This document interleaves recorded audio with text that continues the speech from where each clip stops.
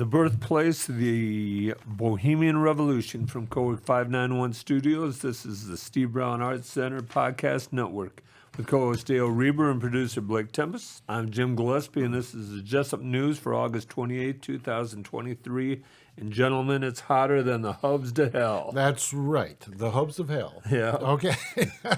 I had not heard that, but that sounds pretty hot to me. So Tonight's show is sponsored by Dr. Tom Beller and Darlene Beller of Kansas City, Missouri. Thank you for your sponsorship, and thank you for your listenership. On today's podcast, we talk about winners and losers. Dale has a couple unique ones.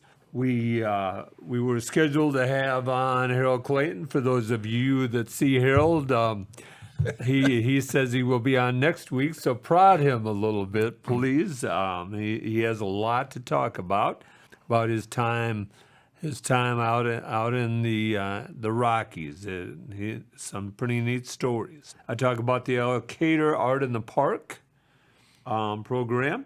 We look at the events inside the Steve Brown Art Center. We give you the top stories in Jesup. We discuss service and art. And perhaps there will be one other event that we'll share with you as we go. The Steve Brown Art Center is a 501c3 nonprofit organization that has a vision for artists, young and old alike, to have the opportunity to better themselves while helping to build the skills of those around them. It will be offering community programming starting in Jesup. Before expanding to neighboring communities, programming will include a community speaker series that will showcase existing creatives who reside within the community, as well as a pop-up series that will spotlight and partner with local businesses to provide opportunities for the community engagement. At the end of the day, our vision is to house a rural artist residency program for professional and emerging artists in all areas of the arts and the humanities. Artists will be offered accommodations and studio space in exchange for a contribution of labor and maintenance on the building and grounds. We have fans just tonight. like the Today Show, all those people behind the window. We do. Hey. I didn't recognize him. Dale, did you recognize him? No, I don't know. He had a cap and a beard. That's all I know. So. But he's friendly. So It wasn't Jason O, was it? I don't know. It's a dark window, and it's dark outside, and so I couldn't tell. But he was friendly, so not like some of the crowd we get, But. All right, Dale. So let's go right at it. Let's go to the winners and losers of the week. Let's talk winners first. Okay, wait. I'm gonna. I'm not going to give her name, but there's a lady at church, and she has been painfully shy since she was a child about speaking in front of groups, and she said having to do book reports in school, which is pain and agony for her. But she has decided to try to overcome this, and she's I say like a young grandma age, but she's decided to try to overcome this. So she talked to the pastor, and so every now and then during the service, she'll go up and read the scripture for the day. And then this past week, there was a small group meeting, 6 or 7 high school kids and a few adults, and she actually spoke to them. She had 3 pages, and she was still nervous about just talking, but she read what she had written. It was a kind of a personal statement kind of thing.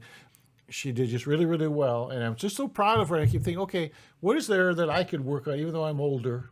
There's probably something that I could work on to improve myself. And I really admire this woman for at her age deciding she had enough of this and she was going to overcome it. And so I think that's really great. And so she's my winner for this week.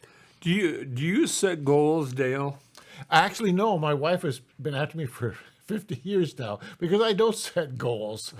Just whatever happens. Right. No, I very seldom set goals. One of the goals we have at the Steve Brown Art Center is to have a place where artists are living by 2024. Mm-hmm. I talked to an artist that did a residency here, not here in Jesup, but did a residency in Iowa this past summer, a month-long residency on a farm. Mm-hmm. And it was very neat, actually. Yeah. So So, but that's one of our goals, is to have a building where artists can live in residence Yeah, by I the think that's great. by 24. Yeah. So By December of 24 actually is our goal. So, I do think of one goal I wanted to catch a 40-inch muskie. mm-hmm. And so I went to Wisconsin and I hired a guide and we went out and we fished all day. And I caught one fish and it was a 42-inch muskie and I was just proud as punch. So I didn't meet my goal that day. So I went the first 52 years of my life, never caught a northern. And I always wanted to go. I always prodded Seth Siebert, rest his soul. I wanted him to take me, because I knew how good outdoorsman Seth was. Wanted him to take me northern fishing, and he was always taking his boys northern fishing on the river, and I kept after him to give me a call when he goes with the boys, and he I'm sure he would get off work and say, the boys, let's go fishing. And they would go, and they didn't have time to babysit me, but finally what I did was I went out and I bought the lures that worked for northern, and I started fishing the Wapsie for northern, and lost first couple, and my greatest day was, so I just put in the water. I got out of school, went home, changed clothes, put my kayak in, and went upstream probably about quarter of a mile. And first time it hit the water, I had a huge northern on, broke the line. So I put on the same lure, set my pole down with the lure hanging in the water, and started repositioning myself. And all of a sudden, my pole started to go down, grabbed my pole, and he broke that line. So I lost that one. yeah. Well, then I tied on another lure, the same one, and I finally got him on the, but that was 3 times in a row. Yeah. No, I love fishing for northern. Oh, it's fun. I find that a lot of fun. So And my winners are the educators throughout our country as they prepare for another year. Yeah. They're back. They spend the first about August 1st. They start going back a few hours a day in their room. They give a lot of free hours, Dale. always have. Yeah, they have to. To their classroom, to their school, to their students, and now they're back. Yeah. And it is, as I said earlier in our introduction, it's hot out there. So, but they are my winners for this week. Good group of people. And who's your loser? Oh, my loser is, there's an old saying, if you strike a king, you must kill him.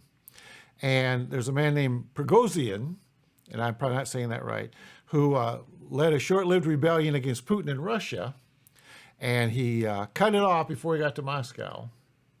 And they said that he was getting amnesty in this country and that country and this sort of thing, but no one has seen him for a while. Well, today, Putin announced that this man was in an airplane that kind of accidentally got shot down or whatever. Yeah. And so this man is now dead. And I think everybody in the world familiar with this knew that he was dead as soon as he didn't finish the job a few months ago with that little rebellion he had tried to start.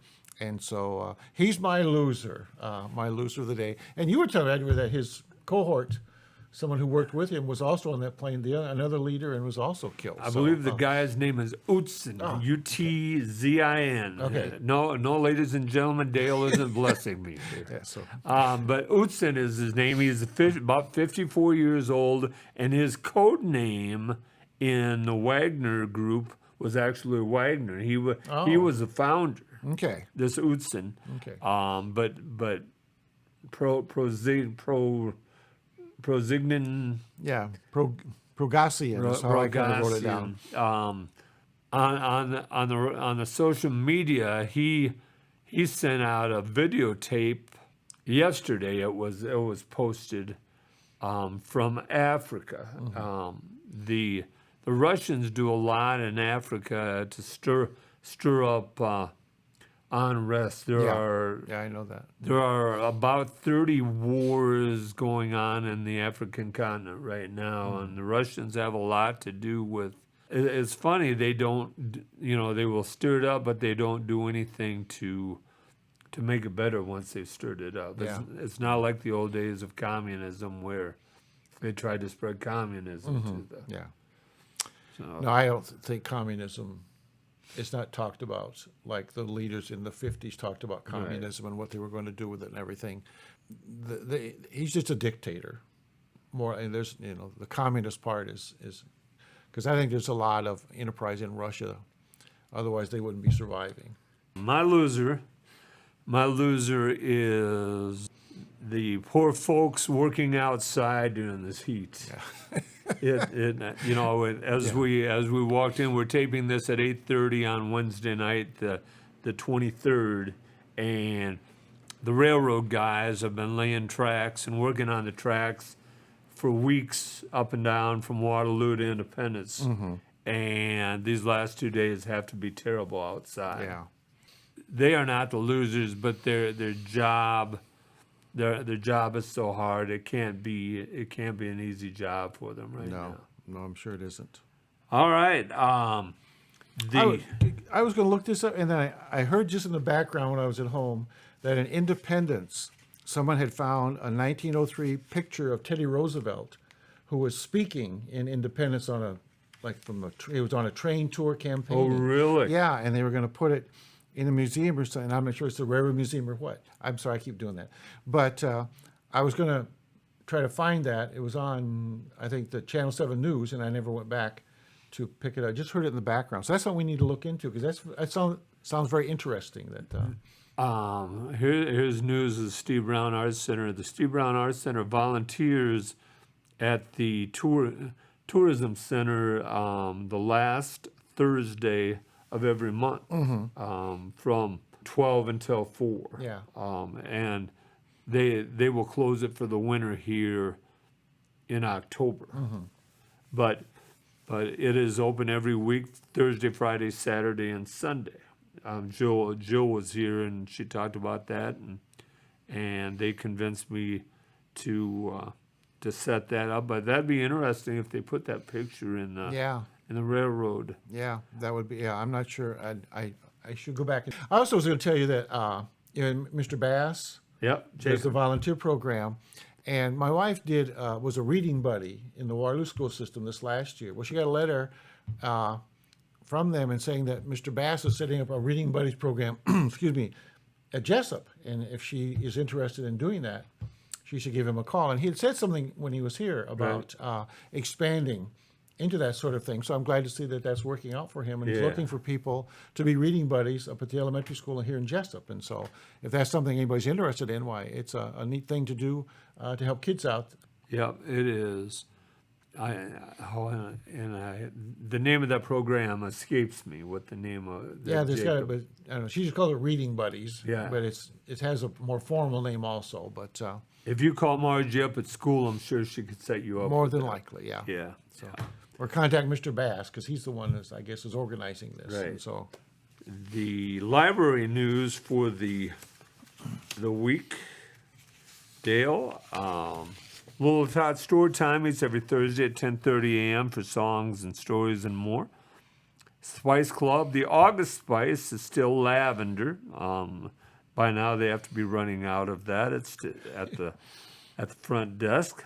The Monday movie is today at 1 o'clock. This drops at 10, so you still have time to get there. It's called Supercell. I'm not familiar with that. So you are familiar with it? Not familiar. A natural disaster film about tornadoes, hurricanes, Oh. high winds, and hail. Okay. The follows the story of the teenage son of storm chaser Bill Brody, who runs away from home to chase storms. Starring Alec Baldwin, Anne Hetchie, and Skeet Ulrich. Rated PG-13. It runs 1 hour and 40 minutes. Free popcorn and water.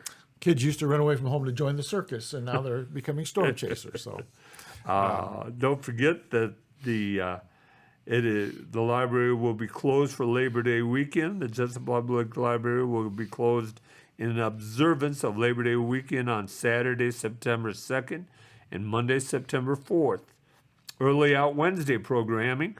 The Jesup Public Library is again partnering with ISU Extension to provide programming on Early Out Wednesdays during the 23-24 school year. Our first event is Wednesday, September 6th at 1:30 p.m. Pre-registration. Remember this, parents. Pre-registration is required for each activity. More details are coming soon. The book club, Finding Chica, by Mitch Album, is available to pick up at the library. The book club will meet Monday, September 18th at 1 p.m. Chica June was born 3 days before the devastating earthquake that decimated Haiti in 2010. Chica was brought to the Have Faith Haiti orphanage that author Mitch Album operates in Port-au-Prince. This is an intimate and heartwarming memoir about what it means to be a family and a young Haitian orphan whose short life would forever change his heart. I always wondered about Haiti is on an island, and the other half of the island is the Dominican Republic. Mm-hmm. And the Dominican Republic seems to be doing rather well. You don't hear about them much, and Haiti is one of the poorest, maybe the poorest country in the world, at least in our hemisphere. And it's just always amazing to me if it's the history of the governments they've had or what, but Haiti seems to have so many problems and so much poverty. And the Dominican Republic is taking in tourists. You know, cruise ships stop there, so kind of a strange thing as far as I'm concerned. It is. Don't forget the 1,000 Books Before Kindergarten. The 1,000 Books Before Kindergarten program at the JPL is designed to be simple and encourage making reading a daily habit. We're looking for more partners to support the Dolly Parton Imagination Library. Stop in and talk to Becky about that. The Friends of the JPL, Heartland Technology, Innovative Wealth Management, Jesup Paint and Auto Body, Jesup Chamber of Commerce, and the Jesup Public Library Endowment Fund are all supporters. If any other businesses would like to partner with us, please contact the library. New bestsellers at the JPL, yes or no, Dale, have you read them? The Fourth Wing by Rebecca Yarros. Nope. Happy Place by Emily Henry. Out of Nowhere by Sandra Brown. Nope. Obsessed by James Patterson. Nope. The Housemaid by Frida McFadden. Nope. Twisted Love Trilogy by Anna Wang. You know, all those are by women. I very seldom read women authors. That's terrible, I know. And James Patterson, I know, is a very popular author, Right. but I've never really gotten into any of his stuff. I've read a few of them, but, you know, there's some authors that I wait for their books to come out. Yeah. I'm an avid fan, and all of their books I have read, but I've never gotten into James Patterson. And those other books, I'm not familiar with them. Those are all new. Those are new. Does the fly bother you at all? It No? does. Okay, It does. all right. Yeah, it does. Blake can't come with a fly swatter and protect me from. Okay. So don't forget, Cowork 591 is one of our main sponsors. They provide us this wonderful studio every week, and you need to get down and find out about a membership here. Talk to Kelly Seahas, as she provides great opportunities for you. If you have any questions, call Kelly at Cowork 591 Studios. Speaking of the public library, Becky Burke, the head librarian, who lost her father earlier in the year, lost her mother also I saw recently. that. Nice lady. I've talked with her a few times over the years, and very nice lady, and was involved with the Friends of the Library program, I think, pretty actively too. Right. So, Yep. Norma J. Westmeyer, 79, of Jesup, Iowa, died Wednesday, August 16th, 2023 at Prairie Hills Assisted Living in Independence, Iowa. Memorial donations may be directed to Camp Courageous of Iowa, the Jesup Public Library, or a charity of the donor's choice in lieu of flowers. Online condolences may be posted at whitemounthope.com. Norma was born January 5th, 1944 in Waterloo, Iowa, the daughter of Norman Harvey Schoonover and Loretta Nell Schoonover. She graduated from Waterloo West High School. On April 11, 1964, she was united in marriage to Leroy Bernard Westermeyer at Fort Gordon in Augusta, Georgia. Norma worked many years as a sales clerk at Palmyra and Independence. She later worked as a cashier at the Hawkeye Community College cafeteria. Norma was a member of St. Athanasius Catholic Church and the Catholic Daughters of America in Jesup and Catholic Order of Foresters in Gilbertville. Norma was an avid quilter and enjoyed sewing, playing Scrabble, traveling family, and friends. She and Leroy also wintered in Texas for several years. Norma is survived by 3 daughters, Linda Cutsforth of Fairbank, Ann McLean of Fairbank, and Becky Burke of Jesup. 9 grandchildren, Ryan Westmeyer, Elizabeth Kemp, Nicholas McLean, Abigail Sauerbry, Emily Schnell, Allison Burke, Grace Ann Cutsforth, Emma Cutsforth, Sarah Burke, 4 great-grandchildren, William Kempf, Leo Kempf, Tate Westmeyer, and Isla Westmeyer, 2 brothers, Roger Schoonover of Waterloo, Iowa, and Keith Schoonover of Florida. She was preceded in death by her parents, her stepmother, Marjorie Schoonover, and her husband, Leroy, who died in January of this year. White Funeral Home was in charge of arrangement. See, where she's mentioned Camp Courageous there, and you mentioned Camp Courageous last week. Mm-hmm. And I want to thank, we had an email from Heather Gray in Ypsilanti, Michigan, and telling about her experiences at Camp Courageous as a worker there. And I'd like to thank her for listening and for sending the email. It was she had quite some adventures, didn't she? She did. Yeah. She did.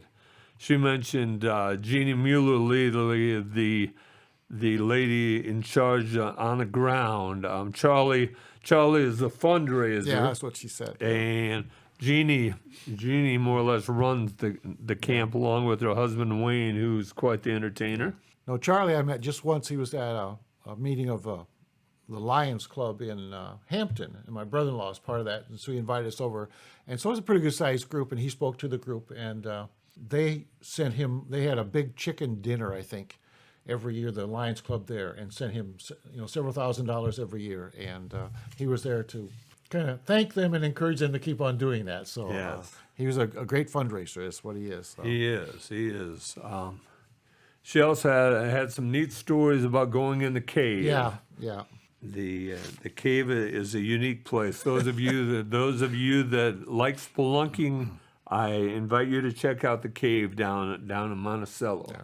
Dale, you have some neat things to share with us about the elderly. Well, I don't know if they're neat or not, but 2 things I heard this past week or so, and that was our governor sent some National Guard troops from Iowa and maybe some troopers down to Texas to help guard the border. Mm-hmm. And she's using COVID money that we got from the federal government to pay for this.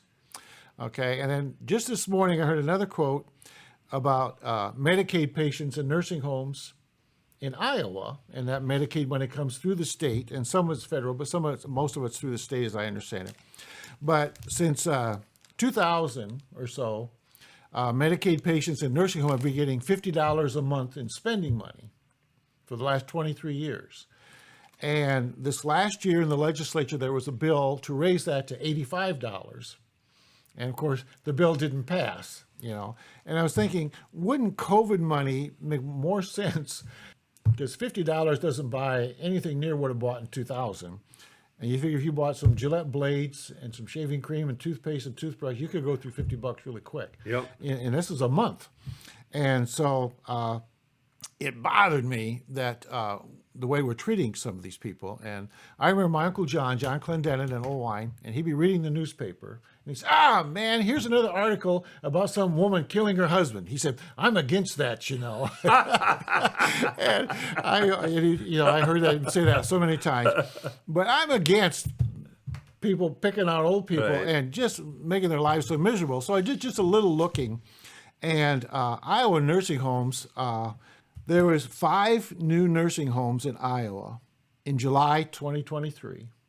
5 nursing homes added to the list of the nation's worst care facility. And they're not the only 5. They're just the 5 newest, and then the others kind of moved down. But there are several. If you check it out through the Des Moines Register or other newspapers, they've had these articles. And every now and then you'll find nursing homes in Iowa put on this list. And it's meant to encourage them to get better, but it doesn't seem to. But for 5 in 1 month to be added, I thought that was rather extreme.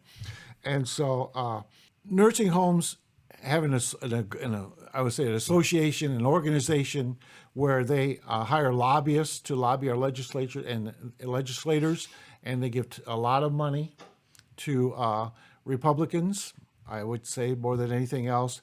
And it's hard to get anything through the legislature that would be for the benefit of the patients. Man who's been writing about nursing homes in Iowa for over 30 years said it's cheaper sometimes, instead of hiring a staff member, it's cheaper just to pay the fines that they get, even if the fines are in the tens of thousands of dollars. Because you figure you hire somebody, so many dollars an hour plus Social Security and other insurance, you know.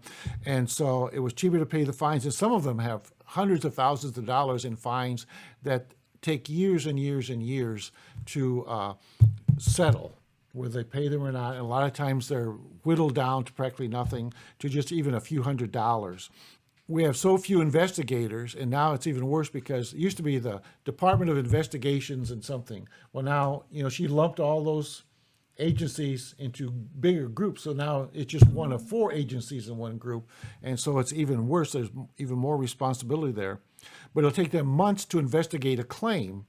Like if someone dies because of a certain reason in a nursing home, someone reports that. Well, they come and investigate it and find out what went wrong, and that helps the rest of the people in the home not to suffer that same fate. But if it takes you a year to get there, then sometimes several people could die from that same maltreatment while they're waiting for the inspectors to get there. And so there's a real shortage of inspectors, and they keep trying to cut their power to fine or suspend or whatever these different nursing homes. And it's just a doggone shame that this is happening in our state and with our elderly. This is the Steve Brown Art Center Podcast Network. I'm producer Blake Tempus, and I just wanted to let you, the viewers, know that we had some technical difficulties and we lost the audio for the rest of the podcast. However, I will play a ending of an older podcast, and that's why this episode is shorter. Thank you for understanding. If you have news or would like to sponsor us, email us at jim@stevebrownartcenter.org or call 319-290-0241 and leave a message. Thank you so much for listening. I'm Jim Gillespie. Thanks to co-host Dale Rueber. Our producers Blake Tempus and Kelly Seahas at Cowork 591 Studios. Thanks to the audience for bringing these stray dogs into your day. Remember, each day is about little victories. That's for sure.